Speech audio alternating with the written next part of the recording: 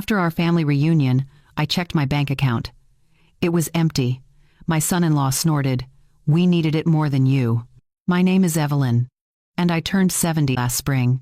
Until that moment, sitting at my kitchen table with a cup of coffee going cold beside me, I thought all the surprising chapters of my life had already been written. I was wrong. The day had started so well. The reunion had been beautiful. We laughed, passed dishes around the table, and for the first time in years, everyone fit around without anyone glaring at each other. My granddaughter brought a photo album, and we all cried over old summer pictures of better days. It felt good. Ordinary. Safe. Then I opened my banking app. I hit refresh because surely this was a mistake. The number on the screen glowed back at me. 0. Then a string of zeros where my small nest egg used to be.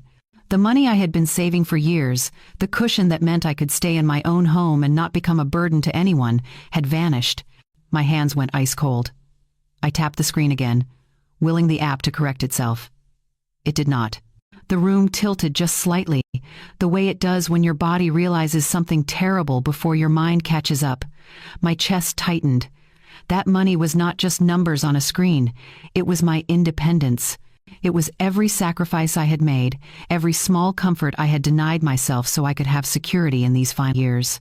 My daughter Nina was in the living room, helping her eldest with a jigsaw puzzle. She glanced up and must have seen how white my face had gone. "What's wrong, Mom?" she called out. I could not speak. I just held up the phone, my hand shaking. She walked over, looked at the screen, and her jaw tightened in that way it does when she is trying not to show impatience, like I had done something foolish, like this was somehow my fault. Before I could say anything, Derek, her husband, snorted from the couch. He had a beer in his hand, and the kind of smirk you see on someone who just won a bet you did not know you were part of. "We needed it more than you," he said, almost amused. His tone sliced through me worse than any shout ever could have. The coffee in my mouth tasted like metal. The puzzle pieces on the table blurred together. Everything else in the room vanished, except for those words hanging in the air, mocking me. "We needed it more than you." For a moment, I could not breathe, could not think. The betrayal was so intimate, so close. It felt like someone had reached inside my chest and squeezed. I sat there, trembling, and reached for my bag. The old instinct to gather my things and leave, to get out of the storm, took over. But something else rose up in me too. Something I had buried for too long under years of being accommodating, of being the family's safety net, of never saying no. My voice, when it finally came, was small but steady. "Then you won't mind what's coming next," I said. They laughed. Derek actually laughed, like I had told a joke. Nina looked away, uncomfortable but not intervening. My granddaughter, sensing the tension, started to fidget with her puzzle pieces. I did not smile back. I did not blink. "Before you go any further, I want to ask you something. Where are you watching this from right now? What time is it where you are? Drop a comment and let me know. And if this story is hitting close to home, or if you just want to see where this goes, do me a favor and hit that like button. Share this with someone who needs to hear it. Subscribe if you have not already, because what happens next, you are not going to want to miss. Trust me on that." Now, back to that moment. The room had gone quiet except for the ticking of the kitchen clock. Derek's smirk was still there, but something in his eyes flickered when he saw I was not backing down. Then, a loud bang shook the house. It sounded like it came from the back door, and the timing was so perfect it felt like the universe had been waiting for this exact moment to make an entrance. For a split second, I thought maybe the neighbor had dropped something heavy, maybe a branch had fallen. But then the door flew open. Late afternoon light spilled across the kitchen floor, bright and unforgiving. I heard footsteps, firm and deliberate. Nina's face went white. Derek's amusement froze into something harder, something that looked almost like fear. My granddaughter started to cry. And there, standing in my doorway, were two figures I had not expected to see. Not yet, anyway. Two city officers stepped inside, their badges catching the light. They were not here for tea. The taller one had graying hair and the kind of face that had seen too many difficult conversations. The shorter one carried a tablet and a notepad. Both moved with a quiet authority that filled the room faster than any raised voice could have. "Mrs. Evelyn?" the taller officer said, his voice steady and respectful. "I'm Officer Rodriguez. This is Officer Bennett. We received a report from your bank regarding unauthorized transfers from your account. May we sit down?" I blinked, still clutching my phone. You received a report?" "Yes, ma'am," Officer Bennett said, pulling out a chair at my kitchen table without waiting for permission. "Your bank's fraud detection system flagged multiple large transfers. They're required by law to report suspected elder financial exploitation. We need to take your statement." Elder financial exploitation. The words landed heavy in the room. Nina's mouth opened, then closed. Derek set his beer down on the coffee table, his earlier amusement completely gone. He shifted his weight, avoiding everyone's eyes. My granddaughter buried her face in her mother's side, confused by the sudden tension. Officer Rodriguez sat across from me, his movements calm and professional. It was the kind of calm that felt kinder than any fury, because it was steady and real. He was not here to judge me. He was here to listen. "Mrs. Evelyn, can you tell us when you first noticed the discrepancy in your account?" "Just now," I said, my voice still shaking slightly. "I opened the app after our family reunion. Everything was gone. My savings, my emergency fund, all of it." Officer Bennett tapped notes into his tablet. "And how much are we talking about?" I told him the number. It was not a fortune, not by some standards, but it was mine. It was years of careful budgeting, of skipping restaurant meals and clipping coupons, of saying no to myself so I could have yes when I truly needed it. Nina started to speak before I could continue. "Officers, my mother has been a little confused with technology lately. She might have clicked on something. Or maybe she gave her password to someone by accident. You know how scams work these days." The way she said it made me seem senile, incompetent. Officer Rodriguez looked up slowly from his notepad. His gaze moved from Nina to me, measuring. "Ma'am," he said to Nina, "we'll need to see identification and any relevant documents. We'll also need to ask about anyone who had access to your mother's banking information. Anyone who had access." The question hung in the air like a spotlight. Derek stood up suddenly, too quickly. "I need some water," he muttered, heading toward the kitchen sink. His hands were unsteady. Officer Bennett watched him move. "Sir, we'll need you to stay in the room, please." Derek froze, then turned back, his face tight. "Of course, just thirsty."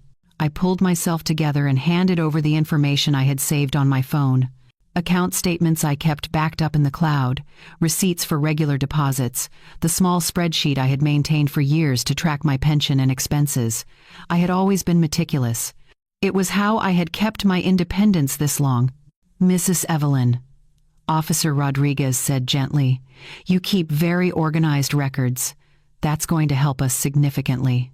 As he scrolled through the documents on his tablet, his expression shifted from neutral to something more focused.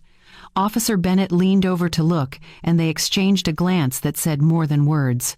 "These transfers," Rodriguez said, "they're not random, they're methodical. Regular intervals, large amounts. Someone used your online banking login multiple times over the past 6 weeks. 6 weeks. My stomach dropped. "They also changed your password," Bennett added, looking up at me, "and rerouted your account alerts to a different phone number. That's why you didn't receive any notifications." The room went very quiet. Even the clock seemed to stop ticking. Nina's fingers twisted together. "That doesn't mean—" "Ma'am," Officer Bennett interrupted gently but firmly, "this level of access requires personal information. Security questions, previous passwords, possibly even physical access to documents. This wasn't an outside scammer. Whoever did this knew Mrs. Evelyn's routines, her personal details, her schedule." Derek's face had gone pale. He sank back onto the couch, his earlier confidence completely shattered. Officer Rodriguez looked directly at me, and there was something soft in his eyes that I had not expected. Compassion, maybe, or respect. "Mrs. Evelyn, this is elder financial exploitation. We see this more often than people realize, and I'm sorry to say that in most cases, it's committed by family members or close friends. People who have access and opportunity." He paused. "We'll take your full statement, and we'll begin an investigation immediately." My granddaughter started crying harder. Nina tried to comfort her, but her own hands were shaking. As the officers stood to leave, they handed me a card with case numbers and contact information. They promised someone from the fraud unit would follow up within 24 hours. They took photos of my documents with my permission. They were thorough, patient, and kind. At the door, Officer Rodriguez turned back. "Mrs. Evelyn, I want you to know something. You did nothing wrong. Keeping good records, noticing quickly, calling this in, that takes strength. Don't let anyone make you feel otherwise." I nodded, not trusting my voice. After they left, the house felt different. Smaller. The air was thick with unspoken accusations and barely contained panic. Derek made a move to say something, but whatever words he had prepared died in his throat when he saw the look on my face. Nina stood frozen, her arms wrapped around herself. That night, as I lay in bed staring at the ceiling, one thought kept circling back, sharp and clear. This was not a mistake. This was not confusion or carelessness on my part. This was theft. It was intimate, calculated, and timed to moments when I would not notice. Someone close to me, someone I had trusted and fed and helped, had methodically emptied my life savings. And they had done it on purpose. The next morning, I woke before dawn. Sleep had been impossible, my mind replaying every conversation, every favor, every moment I had missed the signs. I made coffee and sat at the kitchen table with my laptop open. If the officers needed a statement, if the bank needed proof, then I would give them everything. I had spent years keeping my finances organized precisely so I would never lose track of my independence. Now that discipline would serve a different purpose, I started pulling files from my cloud storage. Bank statements going back 3 years, receipts for every transfer I had authorized, the spreadsheet where I tracked every penny of my pension, every grocery trip, every utility bill. I had always been careful, methodical even, because I never wanted to be caught off guard. The irony was not lost on me. I had prepared for emergencies, for medical bills, for home repairs. I had not prepared for my own family to treat me like an open wallet. As I worked, memories surfaced unbidden. Small moments that had not seemed important at the time, but now formed a pattern I could not ignore. 2 years ago, Derek had lost his job. They needed help with the mortgage. I paid 3 months of payments without hesitation because that is what family does. Nina had cried on my shoulder, promised they would pay me back as soon as things turned around. They never did. Last year, their car broke down. The repair bill was steep. I covered it because they needed reliable transportation for work, for my granddaughter's school. Derek had hugged me, called me a lifesaver. 6 months ago, Nina mentioned business troubles, something about a failed investment, a partner who disappeared. I wrote a check without asking too many questions because I trusted her judgment. Each time, I told myself it was temporary help. Each time, they promised repayment. Each time, the subject quietly disappeared from conversation until the next crisis arrived. I had not kept a tally because you do not keep score with people you love. But someone had been keeping score, and they had decided I owed them more than I had already given. I printed everything I could. The stack of papers grew higher on my table. Account histories, transaction logs, the email confirmations from transfers I actually authorized versus the ones I never approved. The difference was stark when laid out side by side. Around 8 in the morning, I picked up my phone and scrolled through my contacts.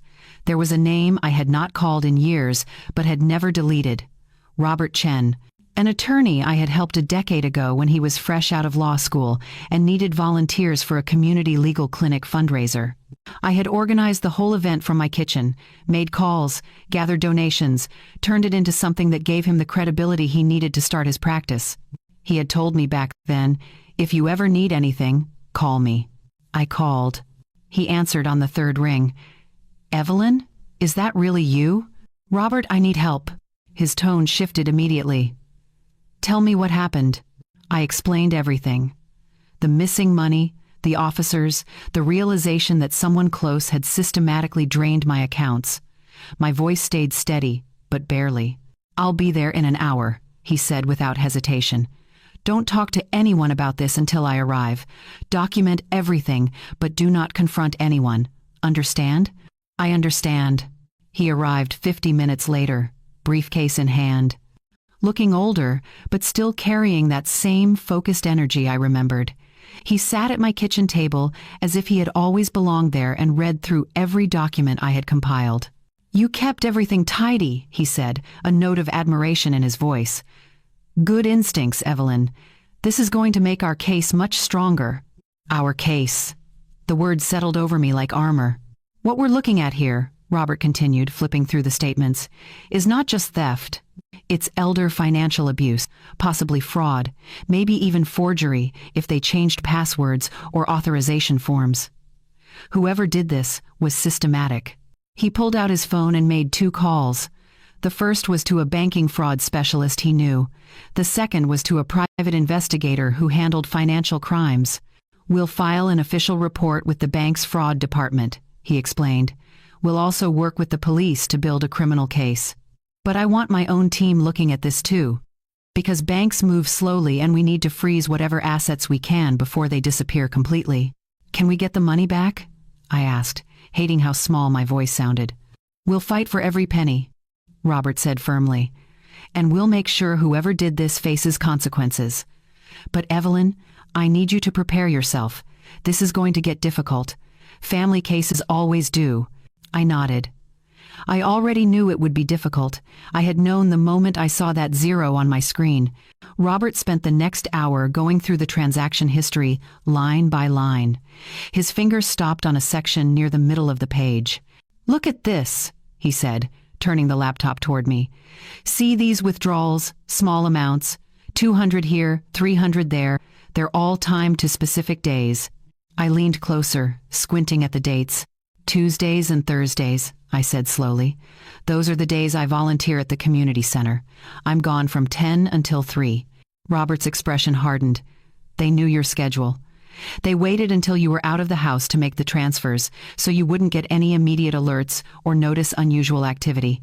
The realization hit me like cold water. This was not impulsive. This was planned. Someone had watched my routines, learned my patterns, and used my predictability against me. Robert closed the laptop and looked at me with something that might have been anger on my behalf. "Evelyn, we're going to find out exactly who did this and how deep it goes. I promise you that." I believed him. For the first time since seeing that empty account, I felt something other than shock and hurt. I felt resolve. Within 48 hours, things started moving faster than I expected. Robert called early Wednesday morning. "The bank has placed temporary holds on several accounts linked to the suspicious transfers. They've also opened a formal fraud investigation channel. You should receive a call from their security team today." I did. A woman named Patricia from the bank's fraud department spoke to me for nearly an hour, walking through every transaction, confirming what I had and had not authorized. Her voice was patient, kind even, but all business. "Mrs. Evelyn, we're treating this as a priority case," she said. "Our forensics team is already analyzing the login data. We should have preliminary findings by end of week." Forensics team. The words made it feel more real, more serious. This was not just my word against theirs anymore. There would be evidence, digital footprints that could not be explained away with excuses. Friday afternoon, Robert arrived at my house again, this time with a man who introduced himself as David, a digital forensics specialist. He was younger than I expected, maybe 40, with glasses and the kind of quiet intensity that came from staring at screens all day. He set up his laptop on my kitchen table and pulled up a series of files that looked like nothing but numbers and codes to me. "Mrs. Evelyn," David said, "I've been reviewing the access logs from your bank account. What I found is concerning but also very useful for your case." He turned the screen toward me. "See these entries here? These are device identifiers. Every time someone logs into your account, the system records what device was used, the IP address, and the approximate location." I leaned forward, trying to make sense of the jumble of information. "Your usual logins," he continued, highlighting a section in green, "come from your phone and your home computer. Same IP address, same location, very consistent." He scrolled down to another section, this time highlighted in red. "But these logins? Different device entirely, a laptop, and the IP address traces back to a location about 2 miles from here. The timing matches those Tuesday and Thursday withdrawals we identified. My throat tightened. 2 miles from here. That was where Nina and Derek lived. There's more, David said, pulling up another screen. Whoever accessed your account also changed the alert settings. Your transaction notifications were rerouted to a different phone number. That's why you never received warnings about the transfers. Can you trace that number? Robert asked. Already did, David replied. It's a prepaid cell phone, purchased with cash at a convenience store 3 months ago. Untraceable to a specific person, but the purchase location is near your daughter's neighborhood. 3 months ago. They had been planning this for 3 months. The betrayal settled deeper, colder. This was not desperation or a moment of weakness. This was calculated. Robert made notes on a legal pad. What about authentication? Banks require security questions for password changes. David nodded. They do, and that's where it gets interesting. The security questions were answered correctly, which means whoever did this knew your personal information. Your mother's maiden name, the street you grew up on, your first pet's name. These aren't things a stranger would know. I felt dizzy. I had shared those stories at family dinners, over holiday meals, during long conversations when Nina was young and curious about my past. I had given them the keys to my own vault without realizing it. There's one more thing, David said, pulling up what looked like a scanned document. The bank sent me this. It's a form that was submitted to authorize certain changes to your account. It has your signature on it. I stared at the signature. It looked like mine, but something was off. The loops were too wide, the pressure uneven. That's not my signature, I said firmly. I know, David replied. I compared it to samples from your other documents. The inconsistencies are clear. Someone forged this. Robert leaned back in his chair, his expression grim. Forgery adds another layer to the criminal charges. Do we know who submitted this form? It was notarized, David said, by a notary named Thomas Brennan. I looked him up. He's affiliated with a community club in your son-in-law's neighborhood. They likely know each other. The pieces were coming together, forming a picture I did not want to see but could not look away from. Robert stood and paced to the window. We need to connect Derek directly to these logins. Can we do that? I'm working on it, David said. I've requested additional metadata from the bank. If we can match the login timestamps to Derek's known whereabouts, we'll have something concrete. That evening, after they left, I sat alone in my kitchen with a cup of tea I did not drink. The house was too quiet. Every creak of the floorboards made me jump. My phone buzzed. An email from David. The subject line read, "Timestamp match found." I opened it with shaking hands. Inside was a single attachment. A screenshot showing a login to my bank account at 11:47 on a Tuesday morning, 6 weeks ago. Below it, David had added a note. Cross-referenced with phone records and social media activity. Derek posted a photo from your daughter's home at 11:52 that same morning. Location metadata confirms he was there during the exact window of this login. I stared at the timestamp. 11:47. I remembered that day. I had been at the community center, helping organize a food drive. I had come home around 3, tired but happy, unaware that while I was doing good for strangers, someone I loved was stealing my future. The evidence was right there. Undeniable. Time-stamped. Documented. Derek had logged into my account from his own home and transferred my money while I was out helping others. And now I had proof. That night, I could not sleep. I lay in bed, staring at the ceiling, and my mind wandered back through the years, trying to understand how I had become this to them. Not a mother, not a grandmother. A resource to be drained. I had not always been alone in this. There was a time when my husband was here, when we built this life together. He died when Nina was 16, a sudden heart attack that left us reeling. One day he was laughing at the dinner table, the next he was gone. Just like that. I became a single parent overnight. I worked 2 jobs to keep Nina in her school, to keep the house, to make sure she did not lose more than she already had. I learned to fix the leaking faucet myself. I changed the oil in the car by reading a manual. I planted a vegetable garden so we could save money on groceries. Every choice I made was about survival and about giving Nina a stable foundation. When she went to college, I worked overtime to help with tuition. Not all of it, but enough that she graduated with less debt than most of her friends. I was proud of that. Proud of her. She was smart, capable, determined. When she met Derek, I wanted to like him. I really did. He was charming, attentive, said all the right things. At their wedding, he hugged me and called me mom and told me he would take care of my daughter. For a few years, it seemed like he would.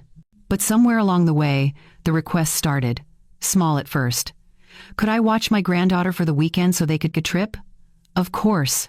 Could I lend them a little money to cover a car insurance payment? Absolutely. Could I help with the deposit on their new apartment? Without question.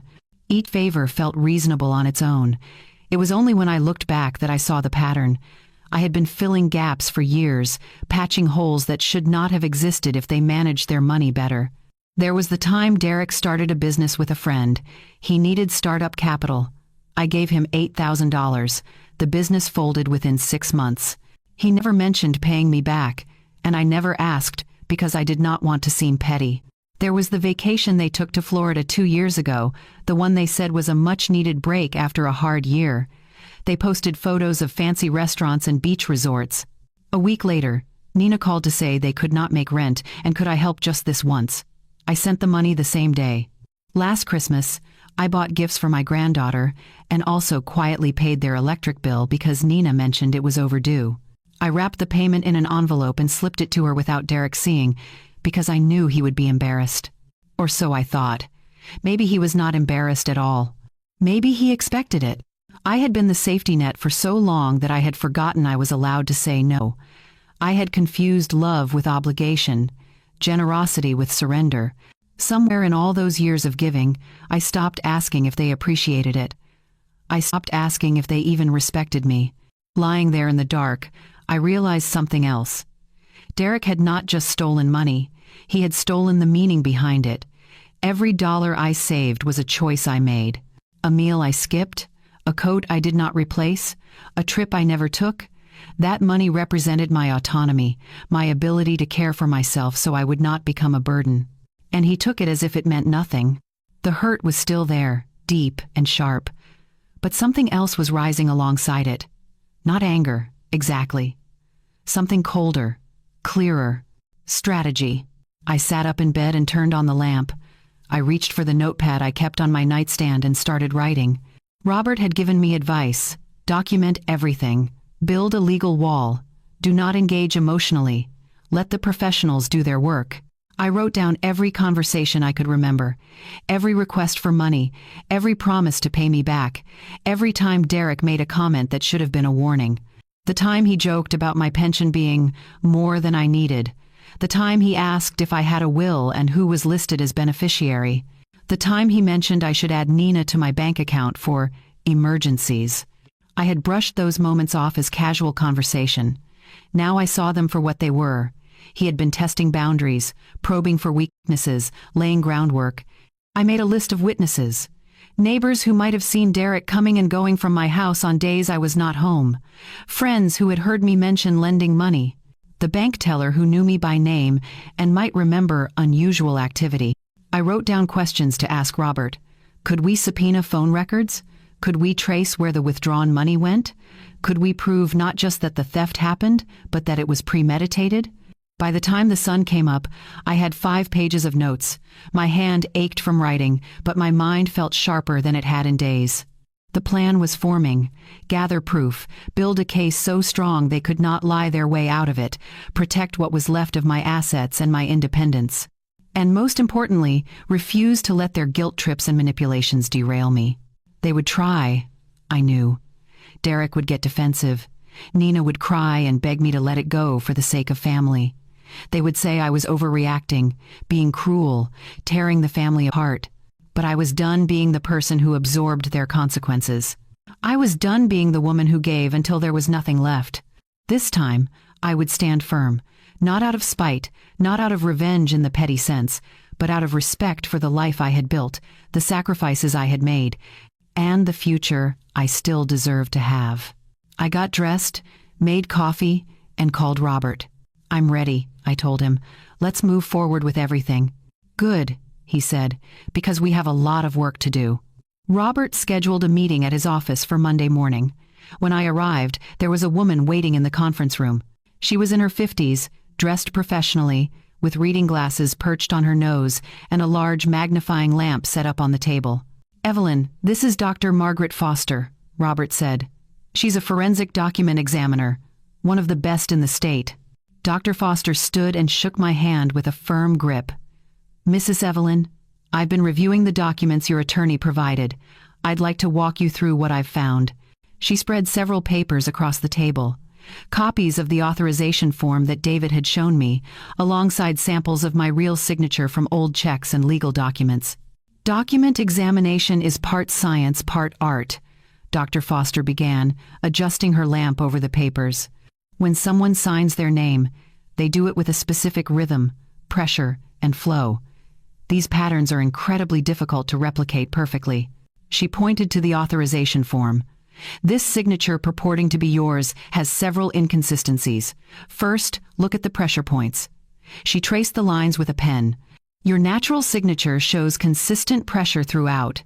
But here, the pressure is uneven, heavier at the beginning of letters, lighter at the end. That suggests hesitation, someone trying to copy what they're seeing rather than writing naturally."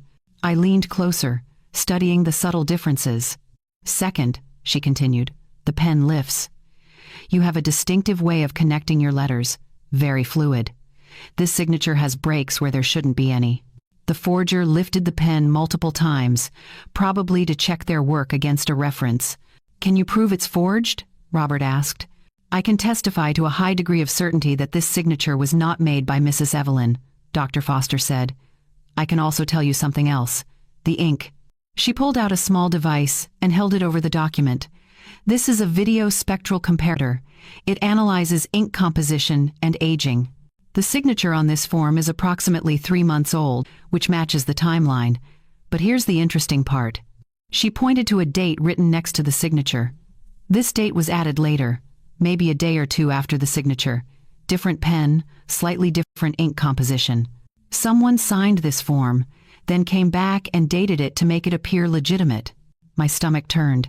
The level of deception was staggering. "Who notarized this?" Dr. Foster asked. "A man named Thomas Brennan," Robert replied. "We believe he's connected to Derek through a local community club." Dr. Foster made a note. "I'll need to examine his notary records. If he notarized a document he knew was forged, that's a criminal offense on his part as well." She gathered the papers into a folder. "I'll prepare a full report for the court. This should be more than sufficient to prove forgery." After she left, Robert and I met with David again. He had brought his laptop and looked eager to share something. "I have updates," David said, opening several windows on his screen. "Big ones." He pulled up a network diagram that looked like a spider web of connections. "I traced the money. After it left your account, it didn't just disappear. It moved through 3 intermediary accounts before landing in various places." "What kind of places?" I asked. "A down payment on a truck, luxury purchases at electronics stores, cash withdrawals at ATMs near Derek's workplace, and this is the big one." He tapped the screen. "A transfer to a business account registered under Derek's name. A consulting company that appears to exist only on paper. No website, no clients, no legitimate activity. Just a shell to funnel money." Robert whistled low. "That shows intent. He wasn't just taking money impulsively. He created a structure to hide it." David nodded. "And there's more. I got the extended metadata from the bank. Remember those login timestamps? I cross-referenced them with cell tower data. Derek's phone pinged towers near your house on 4 separate occasions when unauthorized logins occurred. He showed us a map with dots marking locations and times. Here, here, here, and here. Each time corresponds to a login from that unknown laptop. And each time, his phone was in the vicinity of your home." "He was physically at my house?" I felt cold. "Or very close to it," David confirmed. "Close enough that his phone connected to nearby towers. This puts him at the scene during the exact times the theft occurred." Robert was already making notes. "This is beyond circumstantial now. We have device data, location data, financial trails, and forged documents. We can build a timeline that shows premeditation and execution." David closed his laptop and looked at me seriously. "Mrs. Evelyn, I need to tell you something. In all my years doing this work, I've seen a lot of financial exploitation cases. Most of them are opportunistic. Someone sees an opening and takes advantage.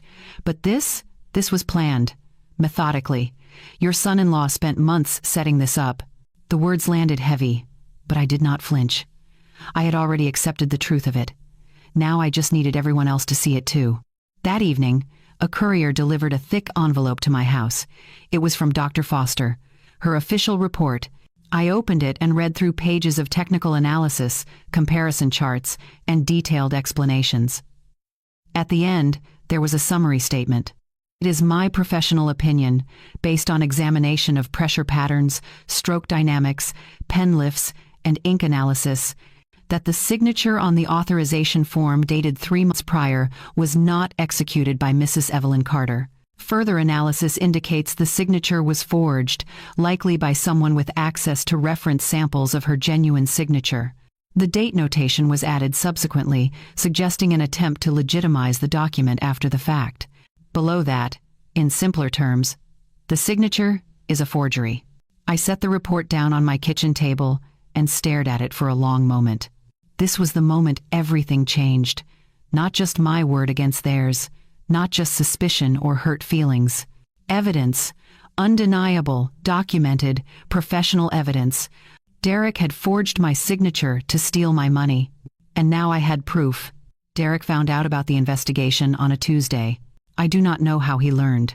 Maybe Nina told him, or maybe the bank contacted them as part of their fraud inquiry. Either way, his response was immediate and ugly. He showed up at my door that evening, unannounced. I heard his truck pull into the driveway with the engine revving louder than necessary.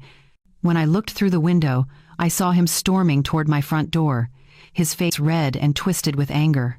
I did not open it. "Evelyn," he shouted, pounding on the door. "Open up. We need to talk." I stood in my hallway, phone in hand, finger hovering over the emergency call button. "You called the cops on us?" His voice was loud enough that I knew the neighbors could hear. "After everything we've done for you? After all the times we've helped you? Helped me." The lie was so audacious, it would have been funny if it were not so frightening. "You're going to ruin this family," he continued. "Nina is a mess because of you. Your granddaughter is crying herself to sleep. Is this what you want?" I did not answer. Robert had been clear. "Do not engage. Do not give him anything to twist or use against me later." Derek pounded on the door again, harder this time. "I know you're in there. You think you're so smart getting lawyers involved. You have no idea what you're starting." The threat in his voice made my hands shake. This was not the charming man who had called me mom at his wedding. This was someone desperate and cornered. After what felt like an eternity, I heard his footsteps retreat. The truck engine roared to life, and he peeled out of my driveway fast enough to leave tire marks on the pavement. I called Robert immediately. "He just threatened you at your own home," Robert said, his voice tight with controlled anger. "I'm calling the police and filing for a restraining order, tonight." Within an hour, 2 officers arrived to take my statement. They photographed the tire marks, took notes on everything Derek had said, and assured me they would increase patrols in my neighborhood. "Ma'am, if he comes back, do not open the door," one of them said. "Call us immediately." That night, I barely slept. Every sound made me jump. Every car passing by made me wonder if it was him coming back. The next morning, I found something tucked under my windshield wiper. A note, handwritten in messy block letters. "Drop this or you'll regret it." My blood went cold. I took a photo of it with my phone before touching it, then called the police again. They came, bagged it as evidence, and added it to the growing file. "This is witness intimidation," the officer said. "Possibly criminal threatening. We're taking this seriously, Mrs. Evelyn." But while Derek's anger was escalating, something else was happening. Something I had not expected. My neighbors started coming forward. Mrs. Patterson from across the street knocked on my door that afternoon with a casserole and an apology. "I should have said something sooner," she told me, wringing her hands. "But I saw Derek at your house several times when you weren't home. I thought maybe you'd given him a key for emergencies, but something about it felt off. He'd be in there for an hour or more." "When was this?" I asked. "Tuesdays and Thursdays, mostly." Over the past few months, I kept meaning to mention it, but I didn't want to seem nosy. I thanked her and immediately called Robert. This was another piece of the puzzle. Derek had not just accessed my accounts remotely. He had been in my home, probably looking for documents, passwords, anything he could use. The next day, Mr. Herrera from 2 doors down stopped me while I was checking my mail. "Evelyn, I heard about what happened," he said quietly. "I want you to know, if you need anything, you just ask. And if that son-in-law of yours comes around here again acting like he did the other night, well, let's just say I've got a clear view of your driveway from my porch." One by one, people I had lived near for years but barely knew beyond polite waves began offering support. They brought food, offered to keep watch, shared observations they had made but never mentioned. It was humbling and heartbreaking at the same time. I had been so focused on being independent, on not being a burden, that I had not realized I had a community around me who cared. David called on Friday with news that shifted the investigation again. "I've been tracking the cash withdrawals from those intermediary accounts," he said. "Most of them happened at ATMs, which are hard to trace to specific people. But I found something interesting. Several of the larger amounts were deposited into a pawn shop account." "A pawn shop?" "Yeah, a place called Mason's Exchange about 10 miles from here. I did some digging. The owner has a history of questionable transactions, not quite illegal but definitely shady. People use him to convert items into quick cash without too many questions." "Why would Derek use a pawn shop?" I asked. "To hide the money trail," David explained. "He buys something with your stolen money, pawns it immediately, gets cash that's harder to trace. It's a laundering technique. Small scale, but effective if you're trying to cover your tracks. Can we prove Derek was there?" "I'm working on that. The shop should have security footage, and they're required to keep transaction logs. If we can get a warrant, we might be able to place him there during the dates of those deposits." He paused. "There's one more thing. I tracked the notary, Thomas Brennan. Turns out he and Derek are more than just acquaintances. Brennan was seen meeting with someone matching Derek's description at a coffee shop 2 weeks before that authorization form was dated. A witness remembers them because they were having an intense conversation, and Brennan kept looking around like he didn't want to be overheard." "Who's the witness?" "A waitress who works there. She came forward after seeing a community post about the case, said she'd be willing to testify if needed." Everything was coming together, piece by piece. The forgery, the cash trail, the notary connection, the witnesses. Derek's carefully constructed plan was falling apart under scrutiny. But as the case grew stronger, so did his desperation. And desperate people do dangerous things. Robert moved quickly after the threatening note incident. By the end of the week, he had filed multiple emergency motions with the court. The first was an immediate freeze on any accounts connected to the stolen funds. The second was a preservation order preventing Derek and Nina from selling property or making large purchases until the case was resolved. The third was the most serious, a formal criminal complaint for elder financial exploitation, forgery, and theft. "These motions will be heard next Tuesday," Robert explained during a meeting at his office. "The judge will review the evidence and decide whether to grant temporary orders while we build the full case." "What happens if he grants them?" I asked. "Derek and Nina will have their finances locked down. They won't be able to access certain accounts, sell their house, or move money around. It'll put pressure on them to cooperate or face the full weight of the legal system." The hearing was held in a small courtroom that smelled like old wood and floor polish. I sat beside Robert at a table facing the judge's bench. Across the aisle, Derek and Nina sat with their attorney, a man in an expensive suit who looked annoyed to be there. Nina would not look at me. Her eyes stayed fixed on the table in front of her, her hands clasped so tightly her knuckles were white. Derek kept shifting in his seat, radiating resentment. The judge was a woman in her 60s, with sharp eyes and a no-nonsense demeanor. She reviewed the documents Robert had submitted, occasionally asking questions in a clipped, efficient tone. "Mr. Chen, you're alleging systematic theft and exploitation over a period of several months. What evidence supports this claim?"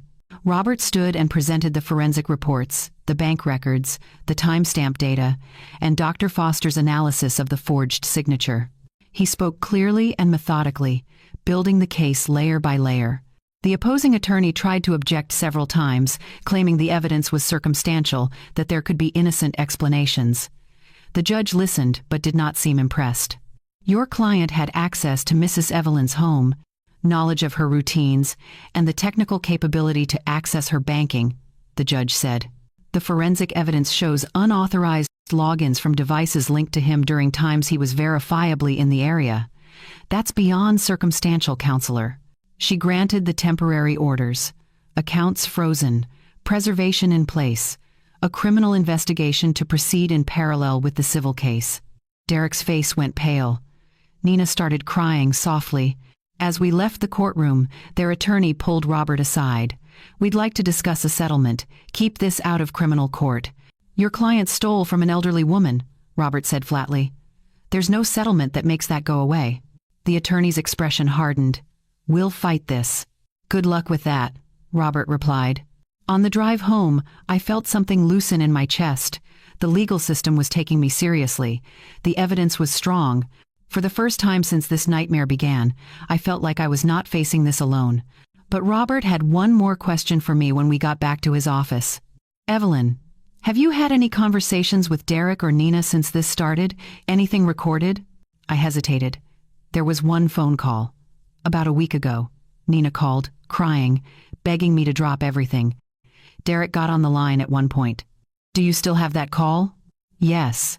My phone automatically records calls for my hearing aid compatibility feature. I keep forgetting to turn it off. Robert's eyes lit up. Can I hear it? I pulled out my phone and found the recording.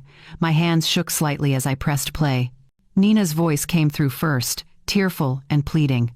Mom, please, you're destroying our lives. Can't we just work this out as a family? My own voice, tired but firm. Nina, this isn't about family anymore.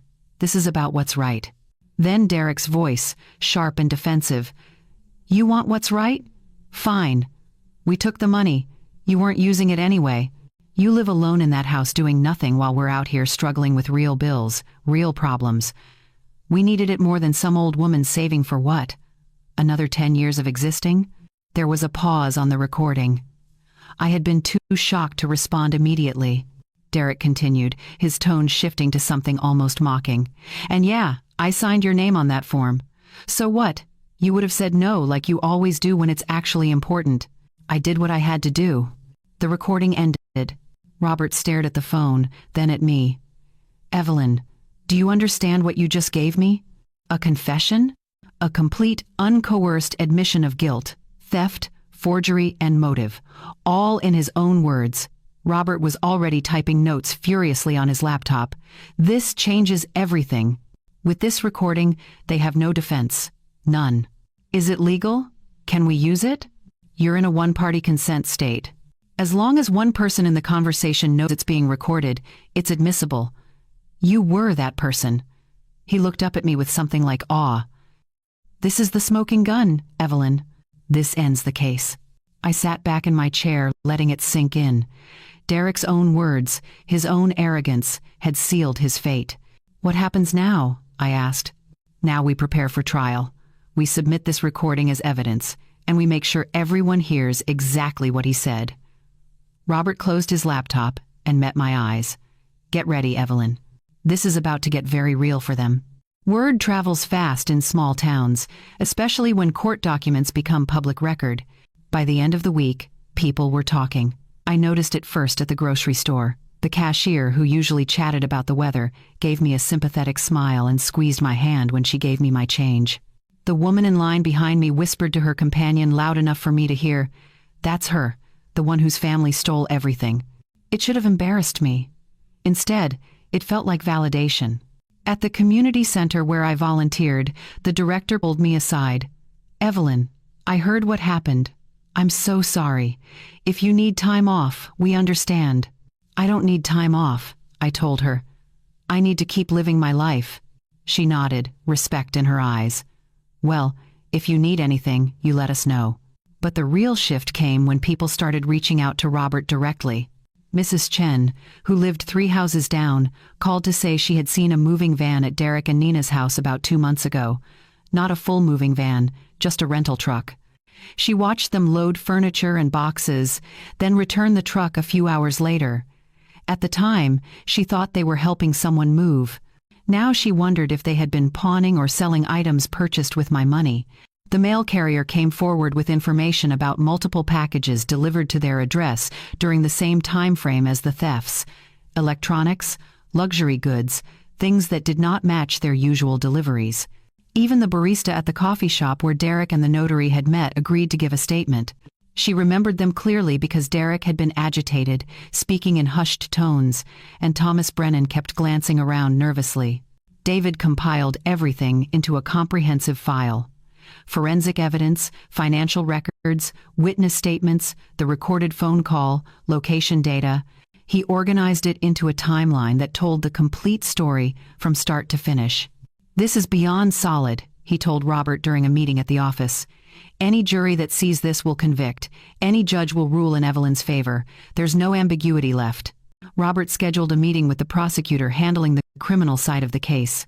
I went along, sitting quietly while they discussed strategy.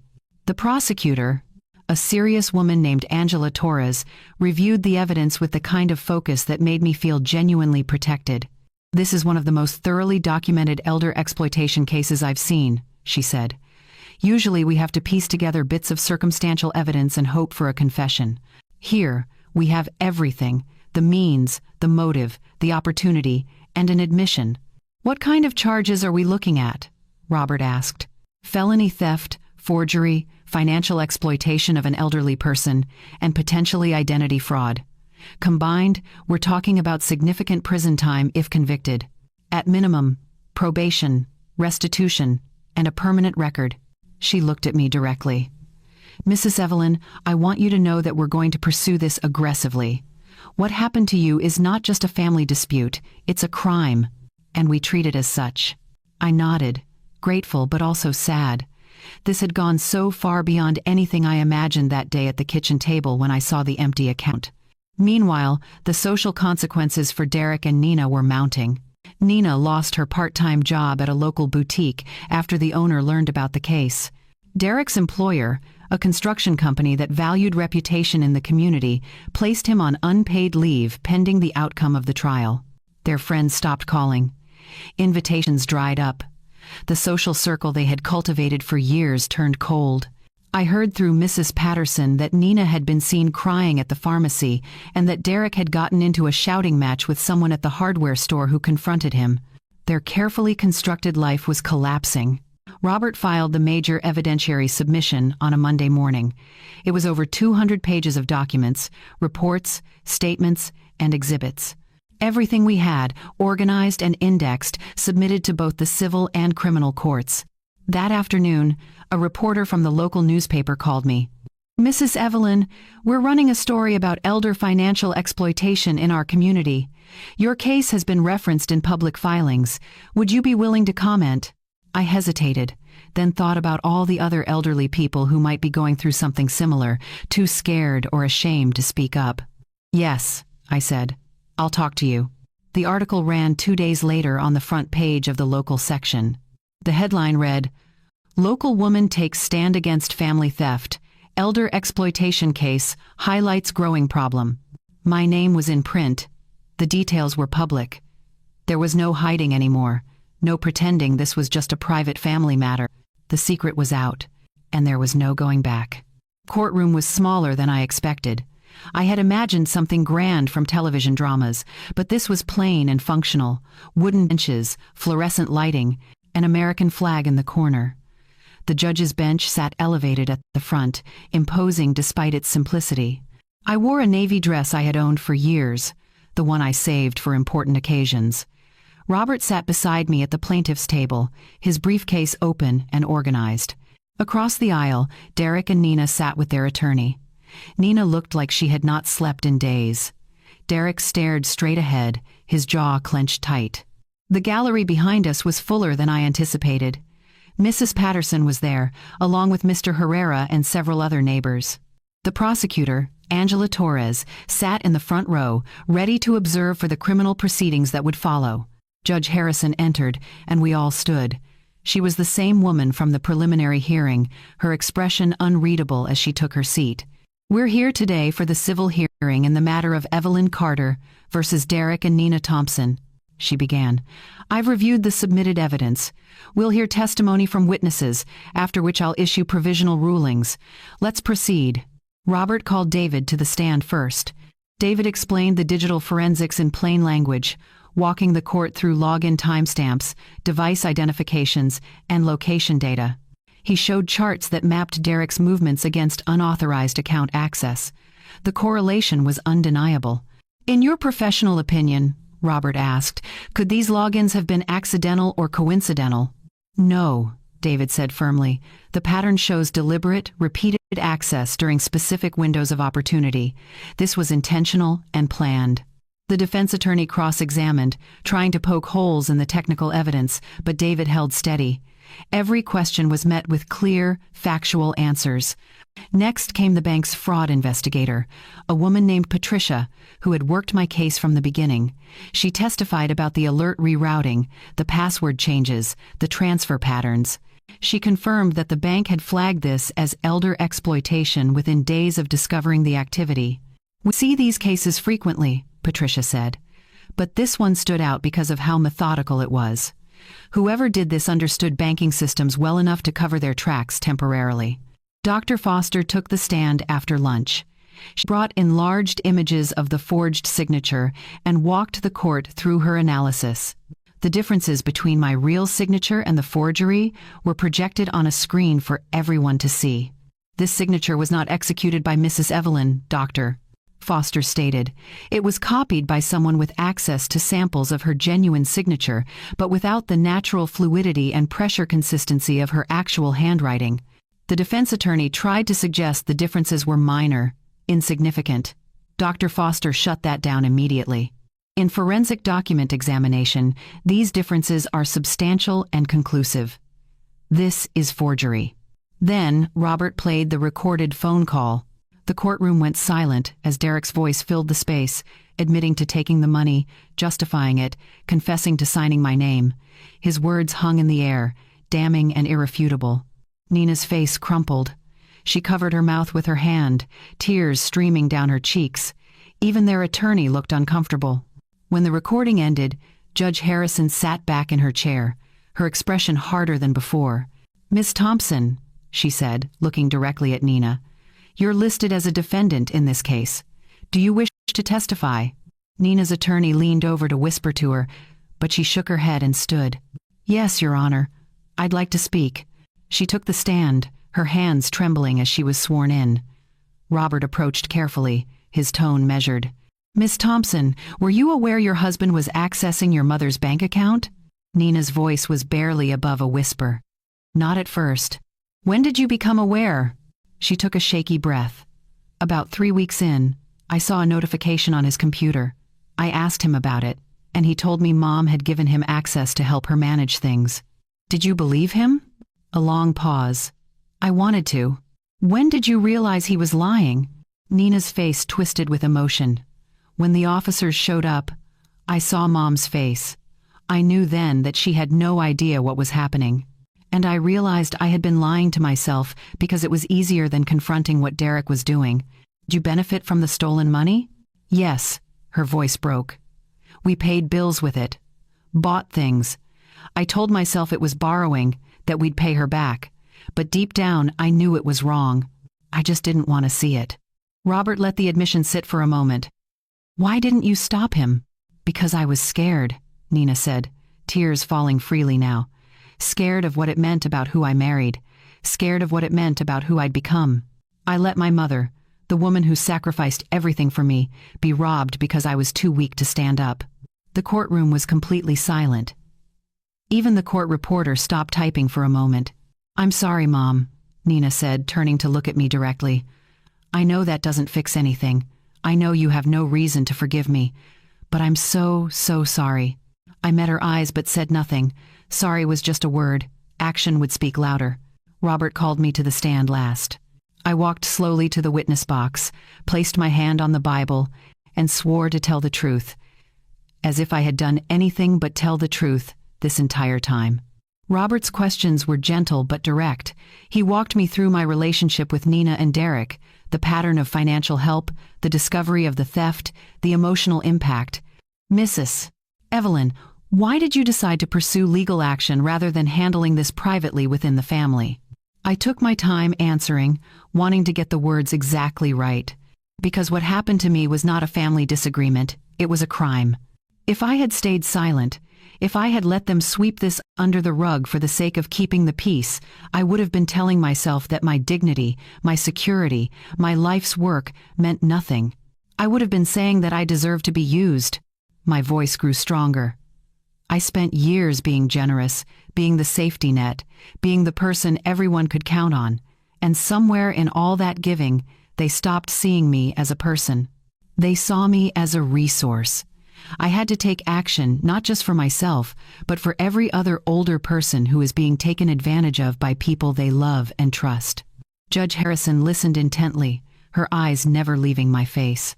I want my money back, I continued. But more than that, I want accountability. I want them to face real consequences, because without consequences, nothing changes. When I stepped down, the courtroom felt different, heavier maybe, or clearer. Judge Harrison reviewed her notes, then looked up at both sides. Based on the evidence presented, I'm issuing the following provisional rulings. The frozen accounts will remain frozen. Restitution to Mrs. Evelyn will begin immediately from any available funds. I'm ordering a full asset review to determine what can be liquidated to satisfy the debt. She paused, her gaze landing on Derek. Furthermore, I'm referring this matter to the criminal court with a strong recommendation for prosecution. The evidence of forgery, theft, and exploitation is overwhelming. Derek's shoulders sagged. Nina continued crying quietly. This court will reconvene in 30 days for sentencing recommendations on the civil side. Criminal proceedings will be scheduled separately. Judge Harrison closed her file. We're adjourned. The gavel came down with a sharp crack that echoed through the room. It was over. At least, this part was. The weeks following the hearing brought a strange kind of quiet. Not peaceful exactly, but the frantic chaos had settled into something more manageable. The legal machinery was turning now, and all I could do was wait and rebuild. Robert called 3 days after the hearing with an update. The asset review is complete, he said. Derek and Nina have agreed to surrender certain items to avoid further criminal penalties. There's a truck they purchased with your money, some electronics, jewelry. Those will be sold and the proceeds returned to you. The house is mortgaged heavily, but there's equity that can be tapped for restitution payments. How much will I get back? I asked. Not everything, not right away. But we're looking at about 60% within the next 6 months, and the rest in structured payments over 2 years. It's not perfect, but it's enforceable. 60%. It was more than I expected, honestly. Enough to restore some of my security, enough to know I would not lose my independence after all. There's more, Robert continued. Derek's employer officially terminated him. The company cited breach of trust and moral character clauses in his contract. Nina's been ordered by the court to find full-time employment to meet her restitution obligations. They're selling the house, moving to a smaller place, 3 towns over. I absorbed the information without satisfaction or glee. These were just facts, consequences they had earned through their choices. And the criminal case? Prosecutor is moving forward. Derek will likely face probation, community service, and a permanent record. There's a possibility of jail time, but given his cooperation in restitution, it might be reduced. The judge will decide at sentencing next month. After we hung up, I sat at my kitchen table with a cup of tea and let myself feel the weight lifting. It was not gone entirely, but it was lighter. My phone buzzed. A text from Mrs. Patterson. We're having a little gathering this Saturday. Just neighbors. We'd love for you to come. I had not been to a neighborhood gathering years. I had always kept to myself, not wanting to be a bother, not wanting to impose, but something had shifted. These people had shown up for me when it mattered. Maybe it was time to let them in. Saturday came, and I walked to Mrs. Patterson's house with a pie I had baked that morning. Blueberry, from a recipe my mother had taught me decades ago. The gathering was small and warm. A dozen neighbors, some I knew well, others I had only waved to in passing. They welcomed me like I had always belonged. Mr. Herrera pulled me aside at one point. "Evelyn, some of us have been talking. We want to help you set up better protections. My daughter works in banking security. She'd be happy to come by and walk you through setting up alerts, two-factor authentication, all that tech stuff." "I'd appreciate that," I said, genuinely grateful. Mrs. Chen approached next. "I volunteer with the Senior Center. They have workshops on financial safety and legal planning. I thought maybe you'd want to attend, or even share your story to help others avoid what you went through." The idea of turning my pain into something useful for others appealed to me. "I'd like that." Throughout the afternoon, people offered small kindnesses. Someone recommended a good locksmith to change my locks. Someone else mentioned a lawyer who specialized in estate planning. Another neighbor, a retired accountant, offered to help me reorganize my finances with better safeguards in place. I realized I had spent so much energy trying not to need anyone that I had missed the community that existed right outside my door. The following week, Mr. Herrera's daughter came by. Her name was Sophia, and she was patient and thorough. She helped me set up new banking security, biometric logins, and alerts that would notify me instantly of any unusual activity. "No one's getting into your accounts again without you knowing," she assured me. Robert helped me establish a power of attorney structure with a trusted third party, someone independent who could help if I ever truly needed assistance, but who had no financial incentive to exploit me. I also met with a financial advisor who helped me create a budget and savings plan that would rebuild my nest egg while keeping it protected. She recommended splitting my accounts, creating barriers that would make it harder for anyone to access everything at once. These were practical steps, but they felt empowering. I was not just recovering from what had been done to me, I was building something stronger. One evening, Nina called. I almost did not answer, but something made me pick up.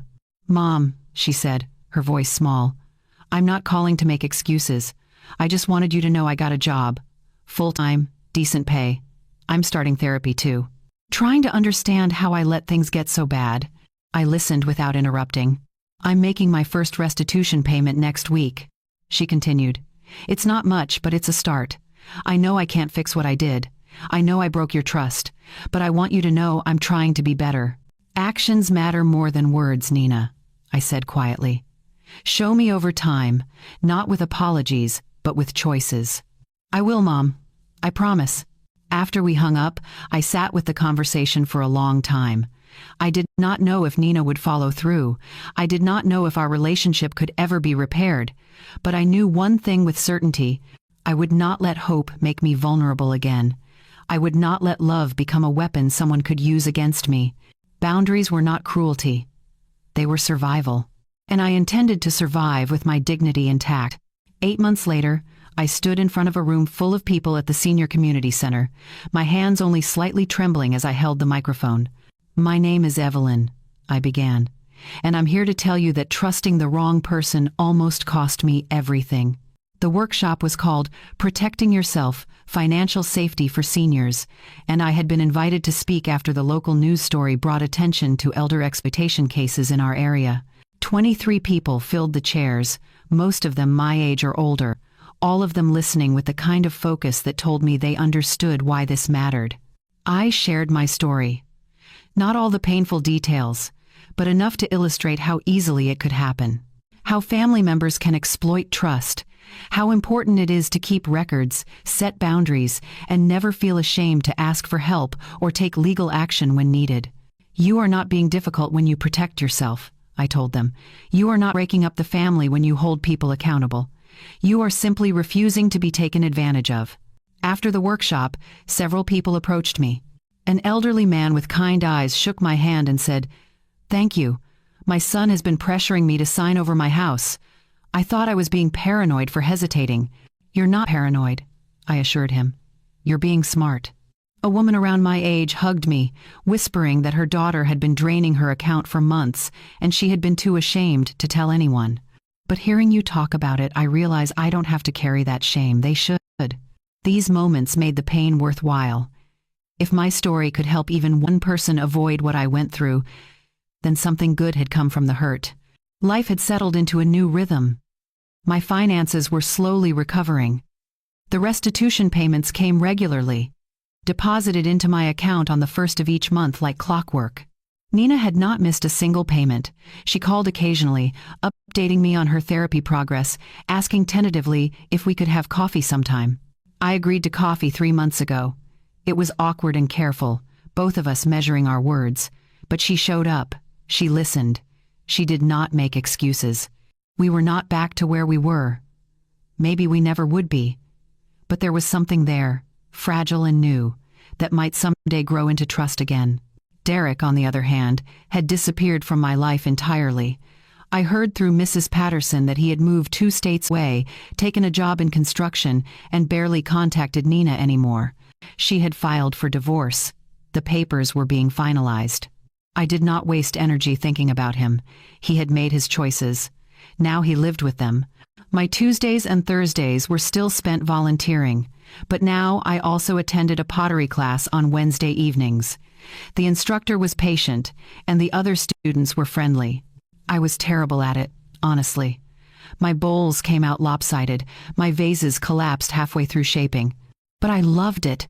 There was something healing about working with clay, about creating something imperfect but mine, about starting over when it did not turn out right, about the quiet satisfaction of finishing a piece and knowing I had made it with my own hands. Last week, I brought home a small, wobbly bowl glazed in blue. It sat on my kitchen table now, holding fruit. Every time I looked at it, I smiled. On a Sunday afternoon in late spring, Nina brought my granddaughter to visit. It was the first time since everything happened that felt almost normal. We worked in the garden together, planting a row of sunflowers along the back fence. My granddaughter dug holes with her small hands, chattering about school and her friends. Nina worked quietly beside us, pulling weeds, respecting the boundaries I had set. When the last seed was planted, my granddaughter stood and looked up at me. "Grandma, will they get really tall?" "They will," I promised. "Taller than you, taller than me. They'll turn their faces to the sun and stand strong." She slipped her small hand into mine, dirt smudged on both our palms. I like that. So did I. As they left, Nina paused at the door. "Thank you for letting us come, Mom." I nodded. "Keep showing up, Nina. That's what matters." After they drove away, I stood in my kitchen with a cup of coffee in my clean mug, looking out at the garden we had planted together. The house was quiet, but it was not lonely. It was peaceful. I had learned something important through all of this. You can be generous without being a doormat.